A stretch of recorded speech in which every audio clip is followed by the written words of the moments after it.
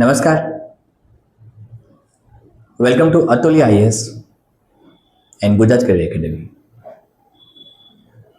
હું doctor Atul sir તમારું બધાનું સ્વાગત કરું છું. છેલ્લા વિડીયો સેશનમાં આપણે ડીવાયએસઓ પ્રિલિમિનરી, રેવન્યુ તલાટી પ્રિલિમિનરી અને જીપીએસસી 1-2 ક્લાસ 1 ક્લાસ 2 મેન્સ માટે ઘણી બધી વાતો કરી, ઘણી ચર્ચાઓ કરી. આજના આ વિડીયો સેશનમાં સૌથી પહેલાં 2-3 જાહેરાત કરી દો. તો પહેલી વાત એ છે કે અનેક વિદ્યાર્થીઓના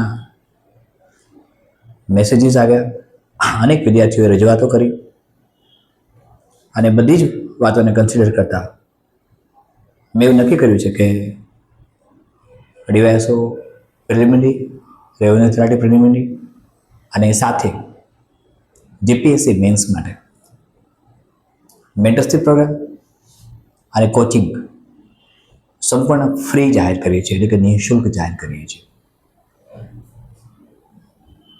કોઈ પણ પ્રકારની ફીસ લેવામાં નહીં આવે. પરંતુ મિત્રો, વહીવટી સરળતા માટે, વહીવટી સુગમતા માટે તમે રજિસ્ટ્રેશન કરાવી લેશો. એટલે આ એક જાહેરાત કે જે કરવાની હતી. ઘણા વિદ્યાર્થીઓ કન્ફ્યુઝ છે, તો એમના માટે આ એક સમાચાર મારે આપવાના હતા, મેં આપ્યા. હવે વાત આવે છે ડીવાયએસઓ પ્રિલિમિનરી અને રેવન્યુ તલાટી પ્રિલિમિનરીમાં અધ્યયન કયા પ્રકારે અને કેવું કરવું. સાથે મેન્સ પણ ખરી, જીપીએસસીની. Advertisement number 240. તમારી પાસે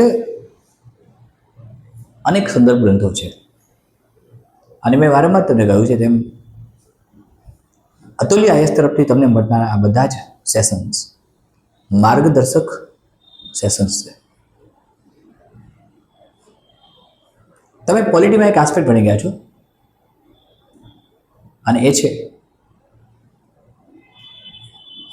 માર્ગદર્શક સિદ્ધાંતો, જે કોન્સ્ટિટ્યુશનમાં તમે ભણી ગયા છો, directive principles of state policy. કોન્સ્ટિટ્યુશનની ઘણી બધી વાતો પોલિટીની પણ આપણે કરવાની છે, ઇકોનોમિક્સની પણ કરવાની છે. પણ ડીવાયએસઓ અને રેવન્યુ તલાટી માટે તૈયારી કેવી રીતે કરવી? કારણ કે બધા જ એમસીક્યુઝ સોલ્વ કરાવવા મારા માટે પોસિબલ નહીં થાય. હું તમને કન્ટેન્ટ પ્રમાણે અગત્યની વાતો શીખવાડી શકીશ કે જેના આધારે તમે કોઈ પણ સવાલને સોલ્વ કરવા માટે એલિજિબલ બનો છો. આ પહેલાં મેં કહ્યું હતું, આજે પણ કહું છું કે માત્ર ઈ બુકની મદદથી જોકરની સ્ટાઇલમાં સ્માર્ટ બોર્ડ ઉપર નક્કી કરેલું હોય અગાઉથી એવું પ્રશિક્ષણ અહીં નહીં મળે. અહીંયા તમને મળે છે ડેપ્થ, ઊંડાણ. એટલે આ બધા માર્ગદર્શક સેશન્સ છે, જેમ directive principles of state policy છે, એક્ઝેક્ટલી તેની જેમ જ. હવે જ્યારે બંધારણની વાત કરીએ છીએ, કોન્સ્ટિટ્યુશનની વાત કરીએ છીએ, ત્યારે સૌથી મોટી ભૂલ આપણે એ કરીએ છીએ, મોટાભાગના વિદ્યાર્થી મિત્રો, જ્યારે મારી તૈયારીઓ દરમિયાન, યુપીએસસીની તૈયારીઓ દરમિયાન, સિવિલ સર્વિસીસની મારી પ્રિલિમિનરી અને મેન્સ બંનેની તૈયારીઓ દરમિયાન હું જ્યારે કોન્સ્ટિટ્યુશનનો અભ્યાસ કરતો હતો, ત્યારે મેં કોન્સ્ટિટ્યુશનના અભ્યાસમાં માત્ર ઇન્ડિયન કોન્સ્ટિટ્યુશન જ નહીં, પણ વિશ્વના મોટાભાગના એવા દેશો કે જ્યાંથી આપણે કોન્સ્ટિટ્યુશન એડોપ્ટ કર્યું, કેટલાક આર્ટિકલ્સ એડોપ્ટ કર્યા, તેનો પણ સ્ટડી કર્યો અને કમ્પેરેટિવ એનાલિસિસ પણ કર્યું.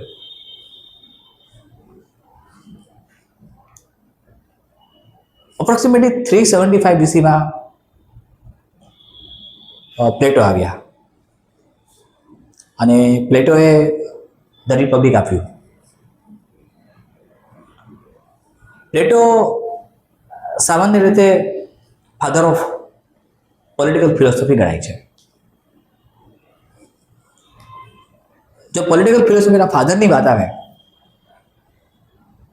તો નન બટ પ્લેટો અને એમના જ શિષ્ય એરિસ્ટોટલ, જે ફાધર ઓફ પોલિટિકલ સાયન્સ છે.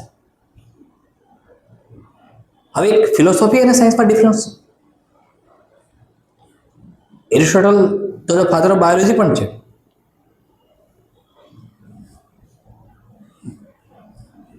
પ્લેટો અને એરિસ્ટોટલ આ બંનેમાં ડિફરન્સ એ આવ્યો કે એરિસ્ટોટલે સાયન્ટિફિક એંગલથી વોટ અને હાઉ જેવા સવાલો આપ્યા અને સ્ટડી કર્યો દરેક વસ્તુનો સાયન્ટિફિકલી. ચાહે બોટનીમાં કોઈ પ્લાન્ટ હોય, પ્લાન્ટ કિંગડમ હોય, એનિમલ કિંગડમ હોય, તારા ક્લાસિફિકેશન માટે, એટલે કે પોલિટિક્સને પણ એક સાયન્સ છે તેવું એપ્રૂવ કરનારા પહેલા એરિસ્ટોટલ. પ્લેટોએ અદ્ભુત વાત ધ રિપબ્લિકમાં લખી. એમણે એવું કહ્યું કે સામાન્ય માણસ પાસે, લિસન ટુ બી કેરફુલી, સામાન્ય માણસ પાસે બ્રેઇનનો જે પાર્ટ છે ત્યાંથી રીઝનિંગ, કેલ્ક્યુલેશન, થોટ્સ એ વગેરે કરે છે. એટલે બ્રેઇનનું કાર્ય રીઝનિંગ, કેલ્ક્યુલેશન, થોટ્સ અને કંટ્રોલ. તેમણે ચેસ્ટની વાત કરીને એવું કહ્યું, હ્યુમન બોડીની વાત કરું છું, કે બ્રેવરી બતાવે છે, શૂરવીરતા. અને એમણે જ્યારે એબ્ડોમેનની વાત કરી ત્યારે એમ કહ્યું કે રિપ્રોડક્ટિવ થિંગ્સ. આ ત્રણ પ્રકારે એમણે ક્લાસિફિકેશન આપ્યું કે કોઈ પણ વ્યક્તિને જસ્ટિફાઈ કરવો હોય, કોઈ પણ વ્યક્તિને ન્યાય આપવો હોય તો એને એના જે ફિલ્ડ છે, જેમાં એનું પ્રભુત્વ છે તે પ્રમાણે કાર્ય સોંપવું જોઈએ. આ ત્રણેય એક સરખું બધામાં નથી હોતું. એટલે એમણે સ્પષ્ટ કહ્યું પ્લેટોએ કે જેનું બ્રેઇન ખૂબ સારું વિચારી શકતું હોય, તર્ક શક્તિ હોય, સમજણ શક્તિ હોય, બૌદ્ધિક શક્તિ હોય, વિશ્લેષણાત્મક શક્તિ હોય, સમીક્ષાત્મક દક્ષતા હોય, તો આ બધાને એડમિનિસ્ટ્રેટિવ સર્વિસીસ અથવા તો વહીવટદારની ભૂમિકામાં મૂકવા, જે વહીવટ સંભાળી શકે.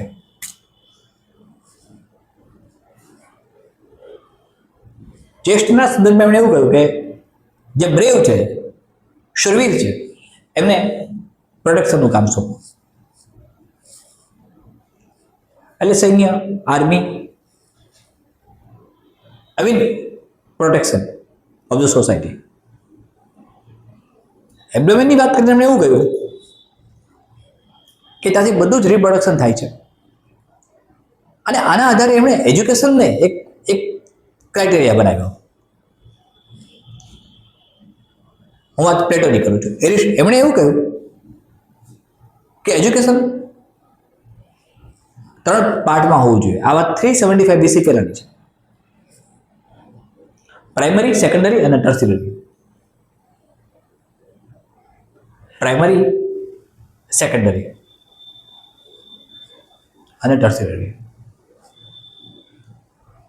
એટલે એમણે એવું કહ્યું કે જે એકદમ જેમનો reasoning, calculation, thoughts, thinking power, ability to identify, ability to જજ વગેરેના આધારે તેમના કાર્યને તેમને આપવામાં આવે, સોંપવામાં આવે.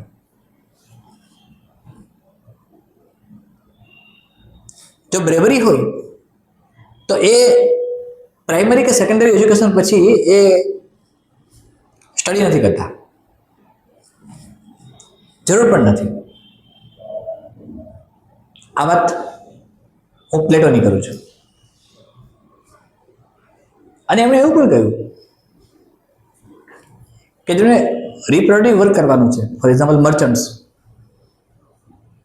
બિઝનેસમેન, તો આ લોકોનો સ્ટડી છેલ્લી કક્ષા સુધી ન પહોંચે, છેલ્લા લેવલ સુધી ન પહોંચે, છેલ્લી રેન્જ સુધી ન પહોંચે તો ચાલે. એટલે એડમિનિસ્ટ્રેશન પોઈન્ટ ઓફ વ્યૂ પ્લેટોએ આ એક અદ્ભુત કન્સેપ્ટ આપ્યો. એરિસ્ટોટલ તો પોલિટિકલ સાયન્સના ફાધર કહેવાય છે, એટલે એમણે એક અદ્ભુત પ્રયોગ કર્યો, બધાનો સ્ટડી કર્યો. આવેલા પ્લેટોનું એક અદ્ભુત સ્ટેટમેન્ટ આવ્યું.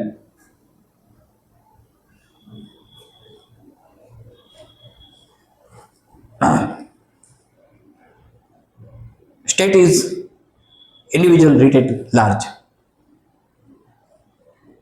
હવે મિનિંગ શું થાય? જુદા જુદા અલગ અલગ એકમોનો અભ્યાસ કરી અને આ બધા એકમને એમણે કમ્પેરેટિવ એનાલિસિસ કરીને આઈ થિંક મોર દેન 157 અલગ અલગ યુનિટનો એ સ્ટડી કરે છે. અને એના આધારે એને પાવરને, સત્તાને 3 પાર્ટમાં વહેંચી. નંબર 1, કોઈ એક જ વ્યક્તિ શાસન કરે, ચાહે કિંગશીપ હોય, પ્રેસિડેન્ટશીપ હોય, કોઈ એક જ વ્યક્તિ શાસન કરે, આવું એમણે કહ્યું. સેકન્ડ પાર્ટમાં એમણે એવું કહ્યું કે એકથી વધારે પણ મર્યાદિત લોકો શાસન કરે. અને થર્ડ એમણે એવું કહ્યું કે બધા જ શાસન કરે, એટલે અનેક લોકો, બધા જ મીન્સ અનેક લોકો. હવે અનેક લોકો શાસન કરે એટલે એક વેબ બને છે, કોર્ડિનેશન બને છે.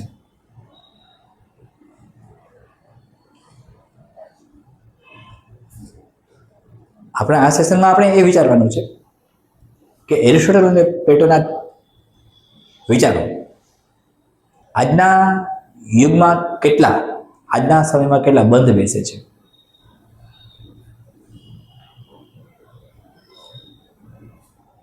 આપણે જ આપણા બંધારણના ઘડવૈયાઓએ અલગ અલગ રાષ્ટ્રોમાંથી અલગ અલગ બંધારણોનો અભ્યાસ કરી અને જરૂર લાગે ત્યાં અલગ અલગ રાષ્ટ્રોના બંધારણમાંથી અલગ અલગ આર્ટિકલ્સ આપણા બંધારણમાં ઉમેર્યા, મૂક્યા અને બંધારણ બનાવ્યું, કોન્સ્ટિટ્યુશન બનાવ્યું. જ્યારે કોન્સ્ટિટ્યુશન અભ્યાસ કરી ત્યારે મોટા મોટી ભૂલ કઈ આવે છે? તો ભૂલ આવે છે કે કોન્સ્ટિટ્યુશનમાં આપણે આર્ટિકલ્સ યાદ રાખીએ છીએ, સેક્શન યાદ રાખીએ છીએ કે આ સેક્શનમાં આમ છે, આ આર્ટિકલમાં આમ છે, એ ગોખી નાખીએ છીએ. પણ એ આર્ટિકલના સેક્શનને ગોખવામાં કે એ આર્ટિકલને ગોખવામાં કોન્સ્ટિટ્યુશનમાં આપણે ભૂલ એ કરી બેસીએ છીએ કે ગોખી નાખીએ છીએ. એટલે પ્રિલિમિનરી પોઈન્ટ ઓફ વ્યૂ બરાબર છે કે ચાલો ગોખી નાખ્યું, બધા આર્ટિકલ સેક્શન્સ ગોખ્યા કોન્સ્ટિટ્યુશનના. ફોર એક્ઝામ્પલ પ્રેસિડેન્ટ માટેની બધા જ આર્ટિકલ્સ જોઈ લીધા.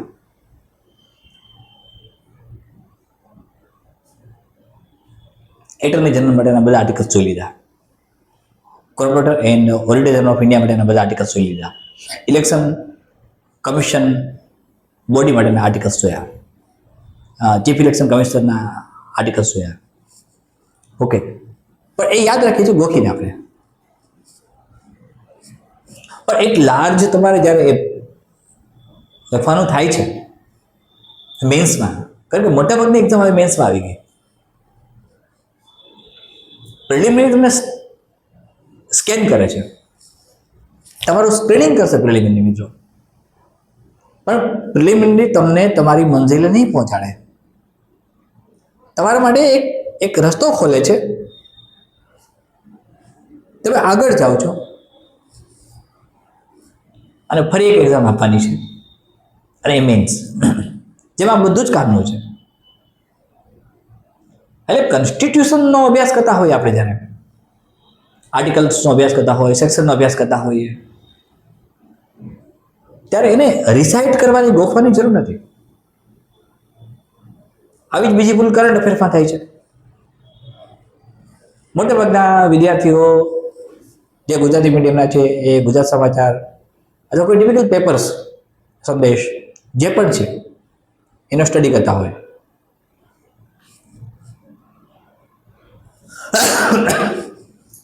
જો અંગ્રેજી સારું હોય તો બટ નેચરલી છે. જો અંગ્રેજી સારું હોય તો times of India, Indian express, the Hindu. પણ આ બધું જ વાંચવાની જરૂર ખરી? કોઈ એક ટિપિકલ ન્યૂઝપેપર છે, એમાં તમારા માટે ઉપયોગી કઈ વસ્તુ હોય છે? મેં એવા સ્પર્ધાત્મક પરીક્ષાર્થીઓ જોયા છે જે વર્તમાનપત્ર એટલે ન્યૂઝપેપર આખું વાંચે છે. તમારા માટે નેસેસરી જે છે, આવશ્યક છે, કઈ કઈ હોય તો editorial number 1, number 2 headline, number 3 national news concern with politics, concern with defense, concern with different plannings. Number 3, along with editorial, જો કોઈ એવો પોઈન્ટ આપ્યો હોય જેને આપણે કોલમ કહીએ, તો કોલમમાં જે લખ્યું છે એ વાંચીએ.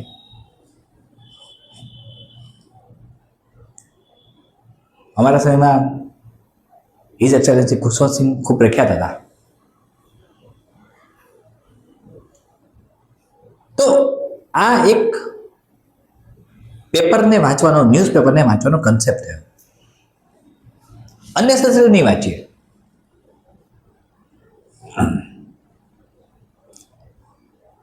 મિત્રો, આજે સેશન લંબાવી રહી શકું, થોડું મને ટેમ્પરેચર પણ છે અને થોડું કામ પણ છે મારે બીજું.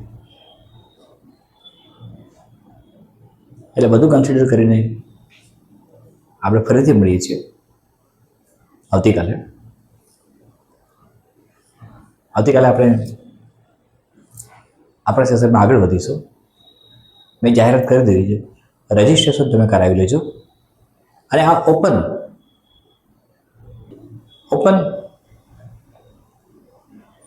એટલે કે પબ્લિકલી બધાને વિડીયો મળતો રહેશે. રજિસ્ટ્રેશન નહીં કરાવ્યું હોય એમને મળશે, પણ કરાવી લો, તમારા માટે બેટર છે. તમને ડિસ્ક્રિપ્શન બોક્સમાં જ એની લિંક મળી જશે, PDF ત્રણેય માટે, ડીવાયએસઓ, રેવન્યુ તલાટી અને જીપીએસસી મેન્સ માટે. ફરીથી મળીએ છીએ મિત્રો. મેં કહ્યું એ કન્સેપ્ટ જ્યારે વિચારજો. સાથે મેં કહ્યું એમ એક સારા એડમિનિસ્ટ્રેટરમાં, સારા વહીવટદારમાં ઓબ્ઝર્વેશન પાવર, એનાલિસિસ પાવર, સાથે ડિસ્ક્રિપ્શન કેમ કરવું, લખવું કેવી રીતે, અને પ્રિલિમિનરી માટે સવાલને સમજવો કેવી રીતે, એની ખૂબ જ ડિટેલ ડિસ્કશન એકદમ પ્રવાહી ભાષામાં આપણે કરીશું. ફરીથી મળીએ છીએ મિત્રો આવતીકાલે. ધન્યવાદ.